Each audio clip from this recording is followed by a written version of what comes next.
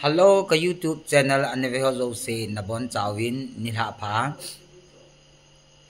Tunini kwa I vlog kan semi emergency kan se hi in chichu ipi hamiti le ahung lungding jingla thaya ke panding sangai festival a hi e sante hi zip la kara ki kai we hi in na social media jong inimu diu ta sanu min hi chitu ke lona chu tu ni kwa chu ya ngang popi kititante ya ngang popi khala gol tabi emi kwa pat na urang pat kitelang hona litan adu da change ko emi chen na hi in hicha chun MSTC Manipur State Transport Corporation gari amasa ni khara highway la nga anaki hal hatabang chu na ai ki son le tabang chu chichu government in plan agun tu ma mai leite lu na thai ding hai festival a kele mo hin chi chu Central Force on Assault poison ativin na video ha eveting jong le abanting le iti amai la nga chun le kha jong anakita in MST kizit na pen chu sumang na ding in Central Force in panalai tin kai ku de rupa na kai ku hin mahe sahin amate ni hin vlog neo cha video asimanin azat mi te chawna anane win za chui ba da hi le hin picture a hi Central Force song akimu a hi de pu in ni ho kuki chapa ni mi izat chat bang cha muna ko lo ji chun ken jong ka he pu in na amo hin amai langa chu le kha be hin amon Central Force sangu win na ipi hile goltabi ai lo le urang pat akim bela khozo sewang ka he pu in hilaila acheng emi ho zo sen ni golhang hi han lang upa hi jong le na pan la naw hi ki thanga piu mama jing in na bo nal mama jing we na mi chu za pin hon ki chalwan na bo lu hi in mahe sina sai na chun mi thum mi li ham khat in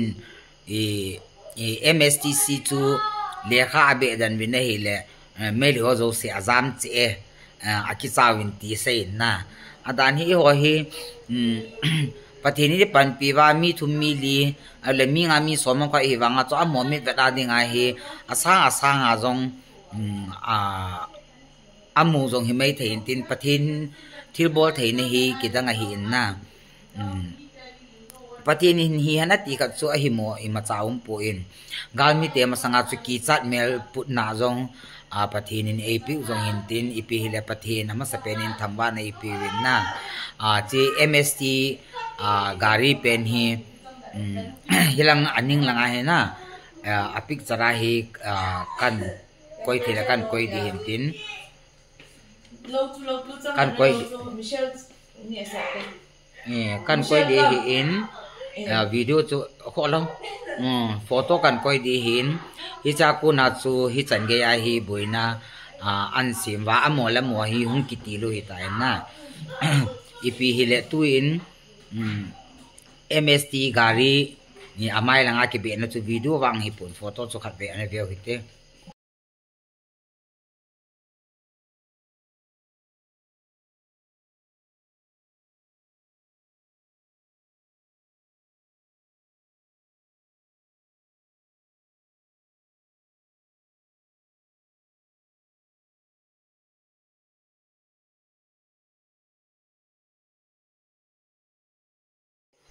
photo chu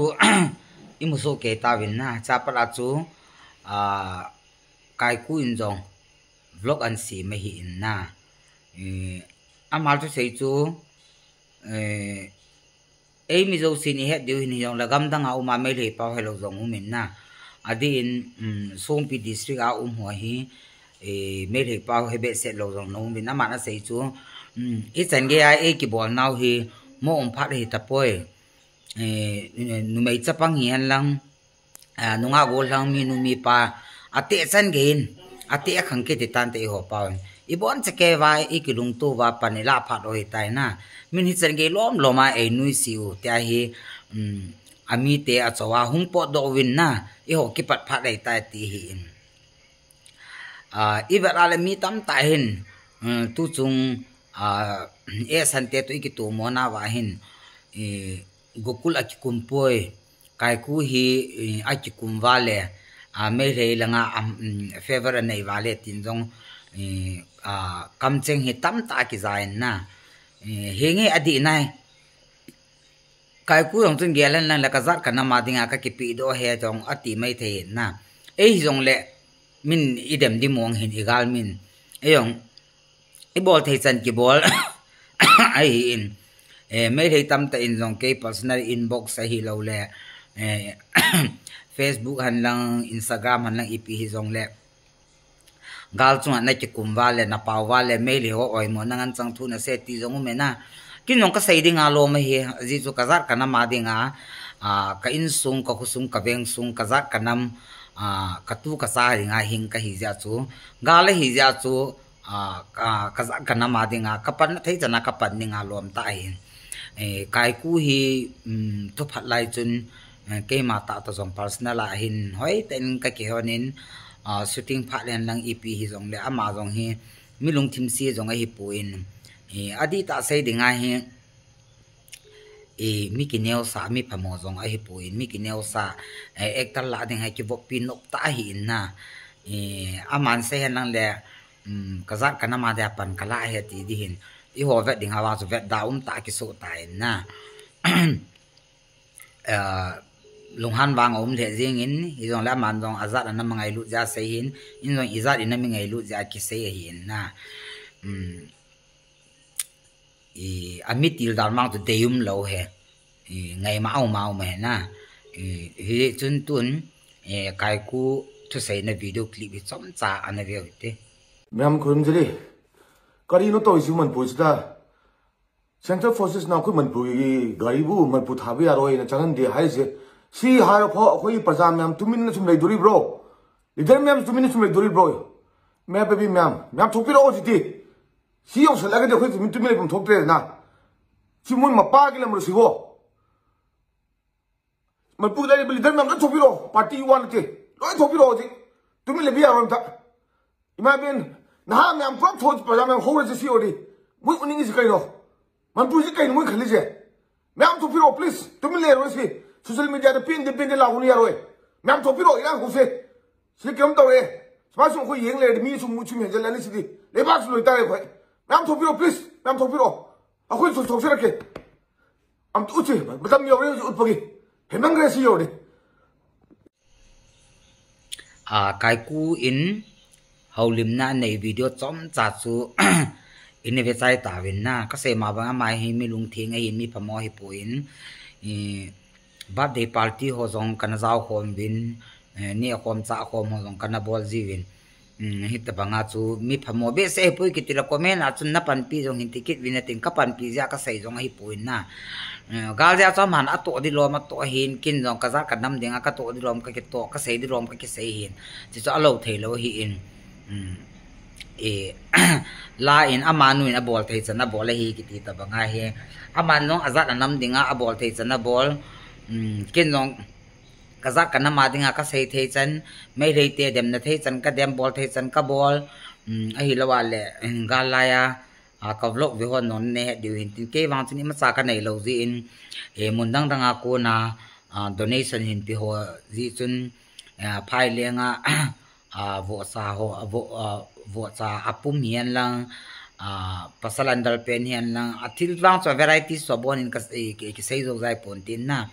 alo le ITI relief camp kang po pi ho cho zo siong hi izat lam ngai lu ho sumhin don ko ma ko na hi aniki pi hin kin ima sa ka bol thei lo zia chu nei le go ima sa ka nei lo zia chu ka bol thei pen chu min an pi kham chu ka don ko ma cha chu front line hian lang relief center la mei thai ho hi ong le ep ong le ni ka bol thei kham kana bol chu ke chu apalai me ka hi ni ma sa ka na po do po ni ong le ke ma capacity adinga ka bol thei kham chu an hi in na kai ku jong hi ki sai sa an lang hi le politics azong lut a hitai na ama hi akai lo wanga hi politics level a chu public lung a ki hol jong hi mai theding in ka ging chai in ji chu ga lai tu lai hi on la public interest a chu thu sa ya hi le aki tam ting le MP ham MLM ka kain ka te chu kinet na nei pu ma jong chu azat na mi pan pi jong hi mai theding jong ta sanomin politics tu i het oi hin na sap ten dalti game sa ti hin kida ta hin kida ta a he ki ti han nang le MLA ho inei ho ai lo le minister ho ka dem na hi pu in na proverb ta banga politics is the most dirty games ki ti hin na it's ja bo se chu ki sei tu hin kin kuki MLA minister ho chu na phamove na zong ve na ki ve ka ti nan zong anegel hi win la athu chi dan chu ka sei thu hin na kai ku chu iwa na hi le lungha no mama jing in kin nong tu no contact number ka nei na line ga line nong ke nong khat be ka keu hanin na hi ti tin na ama wang chu ku ki min zat chat jong apat puye hi jong la ga line i khat ke mo flak so pu min front line no ai ti na thil bol ho ka muai ka ti le na pan ke tia ko oi mo na lang ta ka sela man jong chi chi tia hi le nangin jong gari athil tam ta na pa front line athil na ka bol ho jong na status hian lang na vlog hi jong le kin jong kana vedo e paw ni watin na e jin ka keu hanin to na tabangin topic chu ka chai hanin ama no bol thaisan ki bol kin nong ka bol thaisan ka bol le hin na ka oi moi ka oi ka ti na ka sei jong a hi di pu in na hi jong le igal mi khat a hi ja chu masang ani ki gop jong le ana ki gop ti them ana ki vop jong le to hi iki tu lo phada chu koi ma cha chu ki vet num tu lo hi ta in na ka gel gela la ka sei num kho ta khat hi ka lung thima tu la tu inong kon de in ho hi vel tam tang kana sei ta in Amy actor actress director ho chu imasa simlo to nup ne beb alo le actress hom kha dong chu khu chi nu hillo pa hillo to hot lang ti ho po ni ho win na ai lo wala kai ku ho alo le bala ho soma ho tabang chu imuting ole respect nei ta ni i bol win na chi ke ma ta nong practically ka tu he na football match sa hi amun nong sei da tang ka ting ka chi wai le hin Amy la ka chi hin in ko hi organizer ho no ne het di wa no tu ta ka phone no nge te dio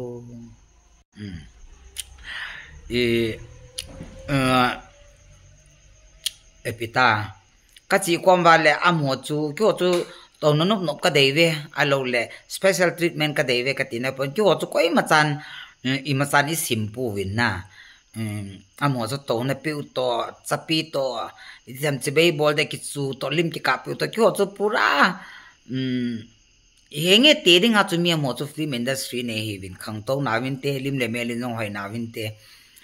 hi jong le e ma society i ki sot tu lo dan pau hi ka sei na hi in na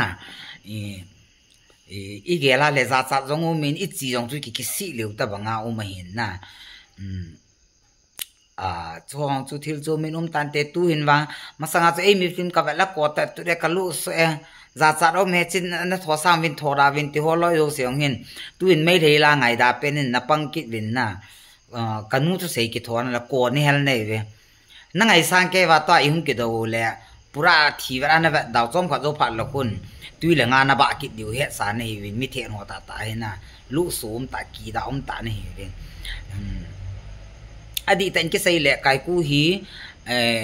aminin ki sei hi on le Amy society sunga abol the anei zo ho to hin contract ane ki chi mai in na kai ku contract na napi tabongin kuki actor khat le ni ham na example like ga sei tang ka te alui ho cho lui hitan te tu le to trending a ding a sei ding in Pauline kom ham boy chung ham Paul ham Jason ham koi ham na ka he poi NXYZ khat chu kai ku contract na ne pi a na sim bang chun ana sim le chun tu chung ga la he amani chan ge ya chu nan ki thu pi thei dem na tun mang kai kun sikio na ki thu pi pun te na ngai sang ze a contract na na pi a na sim manga chu tai hi me re te pa se dinga chu sim la ga yong ma le ki so nei ta wi a sim ho ti asip party na ke ba bet sadwe sia chu isi ka sai mana hi ki ho nei support win lang nei ngai sang win ka ti na ka sei jong a hi di puin ni treatment akiba lo dan bo se so ka sei hi na tun wang kai ku to asim ho na ke ba bet sadwe ni hi chun tuen kai ku ho lim na ana be taw hi te khat we ngasi yam nungai taba tasengna yam shock oi ba incident ama ngasi thui ngasi ki megi tangkun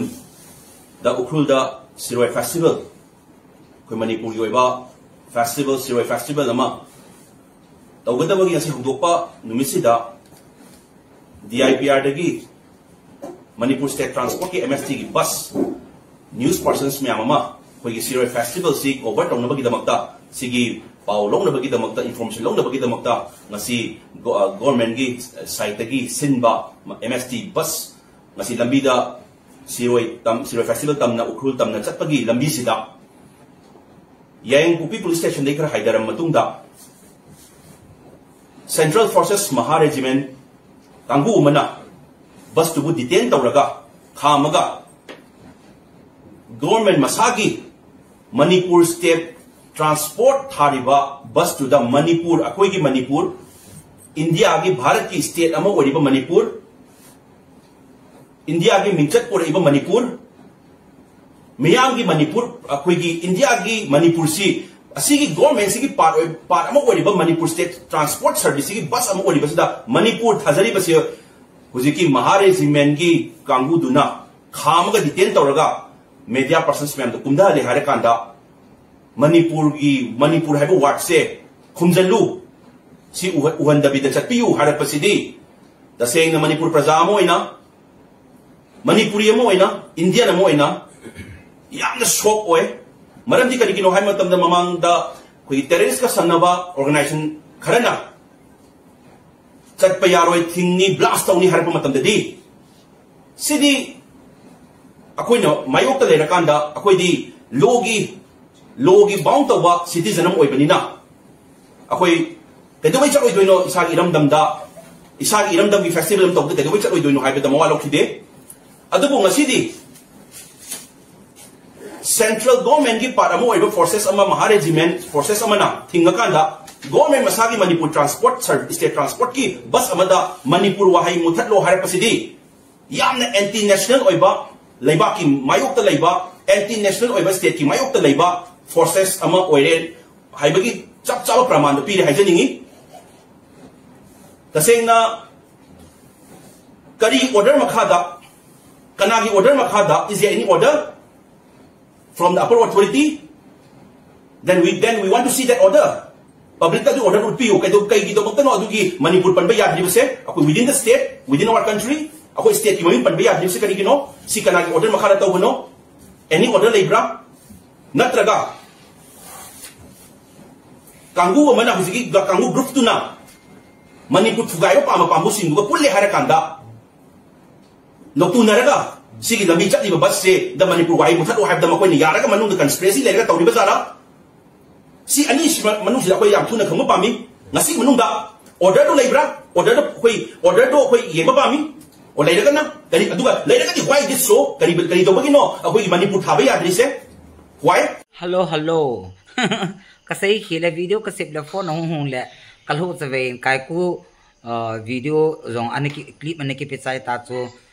kai ku thu kasai se le video clip pi ding kasai ki din chu ini pechai ta wing ngai dam na to hi aba na he mahes thonau zamain sei ki diu he hi chi mahes thonau zam ki ti pa jong hi mi en ku ten Dr. Simning aswal le ai dan dana lama zilbal bula to naraning ki sailana kong ki helewa kong nelewa lama ka zila film industry alu lela phaulo amat sanga hoizo mel hoizo acting team zo medium set om le ama som not zilo bang tana lak do mong zo talo abana politics kabol kit ne atya mi lunga hol wang la ka na kit lo na to ha lungdon mana he ku ki te dem nai thu tam ta saya asai seijing a hin na asai no nong ki saitan te mola va do ta bang he na ma rong he asai nu nom ha sen sei in tin sei kumintin asai jim phat lenga tante azi chu ama hi anei zo le wanga hi ain ko ten atu pi na ring lo ama tup lo do yo se la fel ta ipi bol ding hi ta hi media masanga violence to apen kuman lo la mani nong bol di dang nei han lo hi ta in na Bharat ama sei chu ipem tile Bharat chu kol pau hin India citizenship khat hi na chu albanting le Manipur chapa khat hi na itidana Manipur state gari chu Center Force in pitiki sai deham lekha abe danana Manipur ki ji di cha phallo ham hi si Center Force ho hi si nei lang nei hi ve ti za hi ho zong ki pat phat hi tai ti win na he nge ha pa ki pantawin te ki pat num de ki pantawin te na ki pana kum ni lang ki chi hi tan i hon jong i bol thai chani bolu amon no bol thai chana bolu hin na Mahesh thonau jam le i upao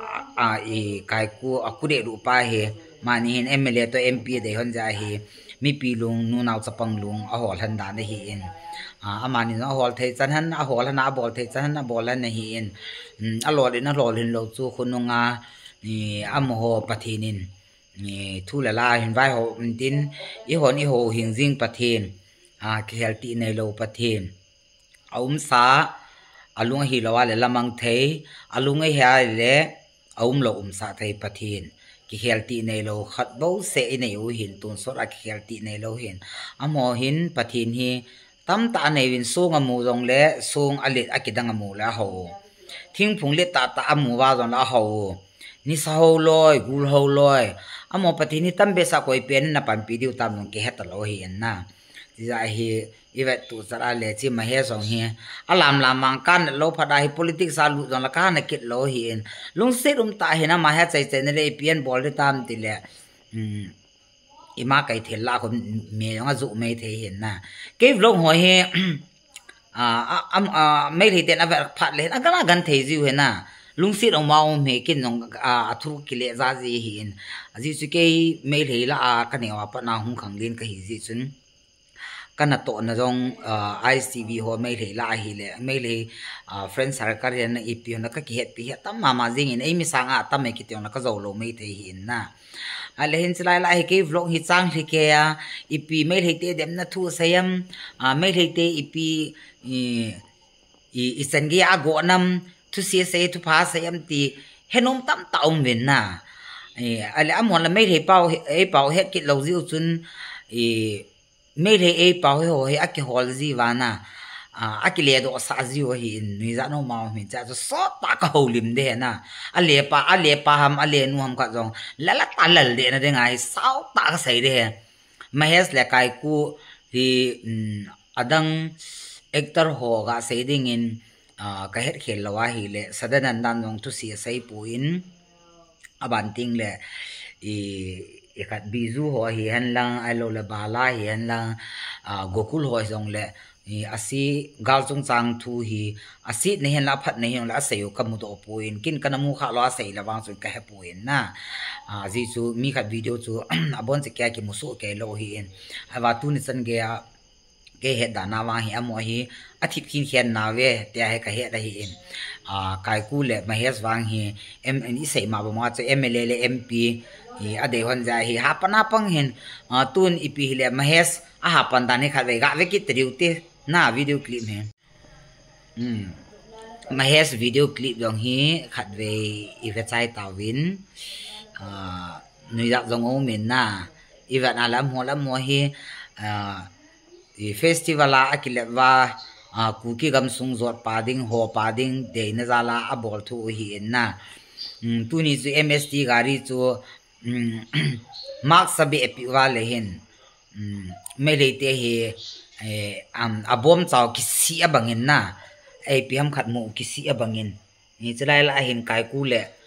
public mi tam ta no abol na hi la adam ho chu mi het lo hi ja chu ha viral be se lo hin sei ma bang wa chu Mahesh to kai ku a hi มีเหตุที่ขัดได้หิจาสุนะเสียส่งมีเหตุที่ขัดได้หิจาอามานียรงฮีหงหาไวรัลดิสัดได้หินนะไม่ได้ปาวางโทษต่างกันเตหิจิจน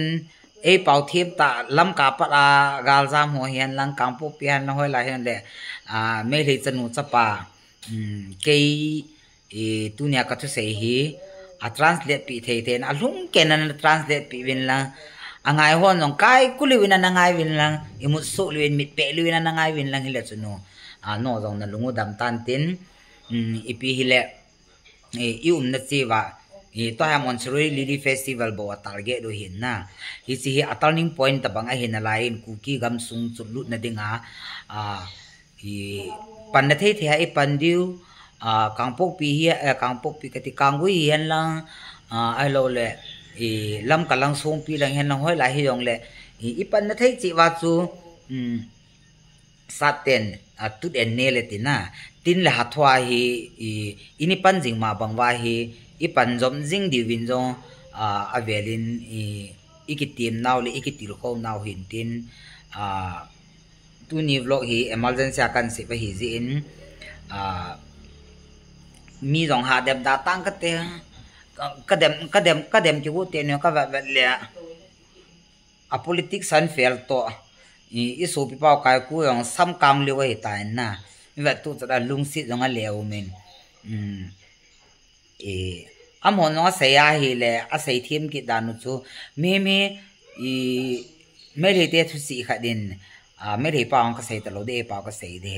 su ngai ki se to a hi le su nga bat po ti hin na alang lang su nga ki se to la su nga bat po ki ti ta banga hi amon no sei ki da le kuki actor hi za nu ma actress hi za nu ma director dong hi za nu ma midang voice ki za khalo koi machan me le dem lo mi thi be be au ma nang ipi bola gala me le te na de ma hi banga na panham tia in sei dong om nai na henge actor dang actress dang apang poi director dang apang poi ka ti po mo jong apat na line chumta YouTuber so na ipihon ipang kom so keve ama bo se chu itiki sedam ke chu mail he to kana ke ha het zep ki titan te na personal ya chu actress ho han lang ala director ho han lang hi rong le actor ho hi rong le atam do si hi personal ta ka ke het pi hata ki vop lo wanga chu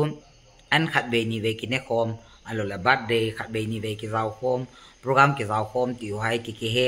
a hi ji chun ke hi ha vet si nu ti de ham vet sit wa zon na ka ke pa na aji chu kaza kanam dinga hing ka hi in kaza kanam dinga hing ka hi ja chu kaza kanam